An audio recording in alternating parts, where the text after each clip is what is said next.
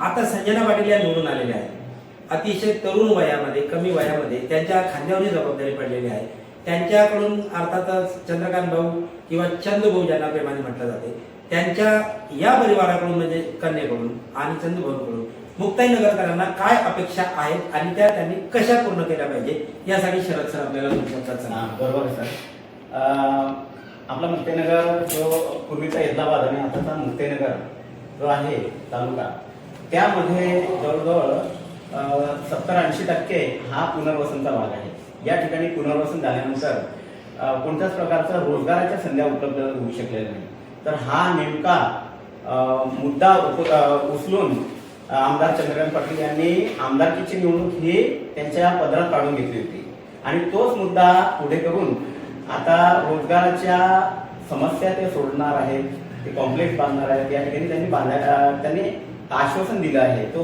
त्यासोबतच त्यांनी शुद्ध पाणी देण्याचं इथे सांगितलेलं आहे, आश्वासन दिलेलं आहे. गटारी रस्ते जे आहेत या ठिकाणी त्यांनी ते द्यावं. बेसिक मूलभूत ज्या गरजा आहेत, आरोग्याच्या सुविधा आहेत, त्यांनी या ठिकाणी द्यायला पाहिजे. जे तरुण मंडळी आहेत, जे बेरोजगार आहे, व्यसनाधीनता झालेली आहे, त्यांना रोजगार उपलब्ध करून देण्याची मोठी मागणी या ठिकाणी आहे. आणि सर्व जे समाजातील या निवडणुकीमध्ये त्यांनी दिलेलं जे प्रतिनिधित्व आहे ते खरोखरच वाखाणण्यासारखं आहे. पण अशा त्यांना प्रत्येकाला त्यांनी रोजगाराच्या संधी उपलब्ध करून दिल्या. शिक्षणाची संधी, शिक्षण क्षेत्र जे आहे, एकनाथराव खडसेंनी त्यांच्या कार्यकालामध्ये ज्या मोठ्या शैक्षणिक संस्था आणल्या किंवा जे कृषी महाविद्यालय आणलं, आरोग्य उपजिल्हा रुग्णालय आणलं, त्याप्रमाणे आमदार चंद्रकांत पाटील हे सत्तेत असल्यामुळे ते या ठिकाणी मोठा निधी उपलब्ध करून देतील अशी एक अपेक्षा या मुक्ताईनगरवासियांना आहे. त्यामुळे त्यांची जे मुलगी, त्यांची कन्या संजना पाटील या ठिकाणी नगराध्यक्ष या मुक्ताईनगरवासियांनी तिला विराजमान केलेला आहे. हीच अपेक्षा या मुक्ताईनगरवासियांची आहे की मुक्ताईनगर हे आदर्श, जसं बारामतीमध्ये आदर्श त्यांचा मतदारसंघ आहे, तसा मुक्ताईनगर शहर हे आदर्श व्हावं अशी एक अपेक्षा आहे. फार मोठ्या संधी चांगली आहे, कारण उपमुख्यमंत्री शिंदे साहेब यांचे लाडके चंद्रकांत पाटील आणि नगरविकास खातं त्यांच्याकडे आहे. तर चंद्रकांत पाटील यांनी कसब दाखवून आणि संजना तरुणी आहे, अभ्यासू आहे, कारण त्यांच्या शपथपत्रात मी वाचलं होतं, तुम्ही गावाचा विकास करताना टेक्नोसेवी म्हणजे त्यांचा एक जो मला दिसलं होतं त्यांच्या जे मांडणीतून, ते टेक्नोसेवी आहेत, ते तंत्रज्ञानाचा उपयोग करतायत. त्यांचं म्हणणं असं आहे की म्हणजे निवडणुकीच्या उमेदवारी अर्जात पण वाचलं होतं त्यांचं प्रतिज्ञापत्र.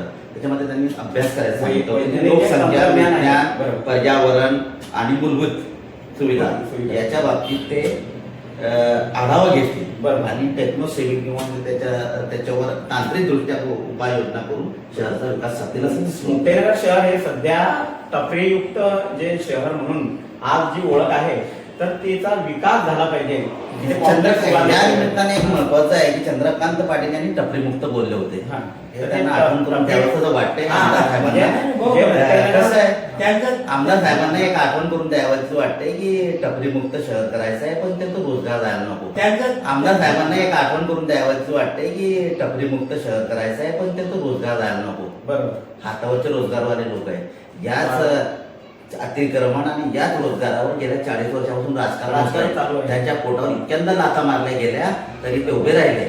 आमदार साहेबांना विनंती आहे, दुसरीकडे अभ्यासू नेते एकनाथराव खडसे यांनाही विनंती आहे, हे टपऱ्या जरी तुम्हाला दिसत असले तर त्यांना रोजगार लावा किंवा त्यांची अशी काहीतरी व्यवस्था करा की त्यांचा रोजगार जायला नाही पाहिजे.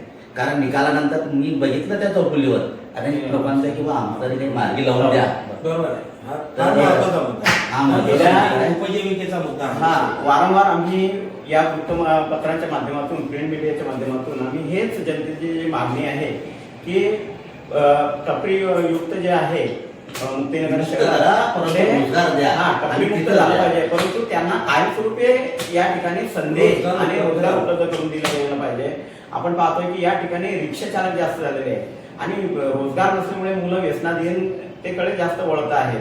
तर याला आळा बसवण्यासाठी आणि एक सुंदर शहर आणि विकसित शहर निर्माण करण्यासाठी आमदार साहेबांनी आणि संजनाताईंनी या ठिकाणी प्रयत्न करावा अशी आमची अपेक्षा आहे. अतिशय चांगले मुद्दे शरद सरांनी आणि मतीन भाई यांनी मांडले की व्यसनाधीन एकच सांगायचं आहे की माझा मतदारसंघ भाग्यशाली आहे. की आम्हाला नाथराव खडसे यांच्यासारखा तज्ज्ञ माणूस, त्यांचा अभ्यास इतका दांडगा आहे. तुम्ही संगीत क्षेत्रापासून सांगितलं हो. तर अर्थकारणापर्यंत महाराष्ट्राच्या प्रत्येक विभागाचा त्यांना दांडगा अभ्यास आहे. असं एक अभ्यासू व्यक्तिमत्व आहे. दुसरीकडे या दांडग्या व्यक्तिमत्वाच्या पावलावर पाऊल टाकून यशस्वीची गाथा बनवणारा चंद्रकांत पाटील हेही आता मुरब्बी झालेले आहेत. आणि अर्थातच रक्षा खडसे केंद्रीय मंत्री आहेत. या सर्व बाजूने आपल्याला संधी आहे. राजकारण एकाकडे राहू द्या, परंतु मुक्ताईनगरच्या विकासासाठी एक होऊया. निवडणूक संपलेली आहे, आता हे वाद दूर होऊ द्या. विधानसभेत बघू आता आणखी चांगल्या धोरणानं समोर आल्या तर आम्हालाही आनंद होईल. फार मजा येईल. त्यांनी सर्व समोर यावं. मुक्ताईनगर शहराचं जे वातावरण, तर हे होते आपल्या सोबत ज्येष्ठ पत्रकार शरद भाऊ बोदळे, ज्येष्ठ पत्रकार मतीन भाई शेख. आजच्या चर्चेमधले जे महत्त्वाचे मुद्दे होते त्या मुद्द्यांद्वारे सोशल इंजिनिअरिंग असेल, विकासाचा मुद्दा असेल, पराभवाची कारणे असतील, विजयाची कारणे असतील, यासोबतच एकनाथराव खडसे यांची भूमिका असेल, चंद्रकांत पाटील यांची रणनीती असेल, या सर्व गोष्टींवर आज आपण उहापोह केलेला आहे. यामध्ये सोशल इंजिनिअरिंगचा विषय घेतला. 11 जाती जवळपास यांनी चंद्रकांत पाटलांनी त्यांना प्रतिनिधित्व दिलं. 11 जातींना, यांच्याकडे सुद्धा 5 जातींना प्रतिनिधित्व देण्यात आलं. या सगळ्या घडामोडीच्या पार्श्वभूमीवर ही जी निवडणूक झाली आणि त्यात संजना चंद्रकांत पाटील यांचा भरघोस मताने विजय झाला. तर असा हा विजय, तो विजय मुक्ताईनगर वासियांच्या दृष्टिकोनातून सत्कारने लागला पाहिजे, त्यांच्या विकासाच्या दृष्टिकोनातून सत्कारने लागला पाहिजे. सर्वसामान्य नागरिकांपासून तर सर्व ज्येष्ठ नागरिकांपर्यंत सर्वांनाच या ठिकाणी आनंदाचा व सुखाचा क्षण संजना पाटील यांच्या मार्फत आपल्याला मिळाला पाहिजे अशी अपेक्षा व्यक्त करायला हरकत नाही. धन्यवाद. वाडेकर इन्फॉर्मेशनशी बोलल्याबद्दल शरद सर आणि मतीन भाई यांचं धन्यवाद. थँक्यू.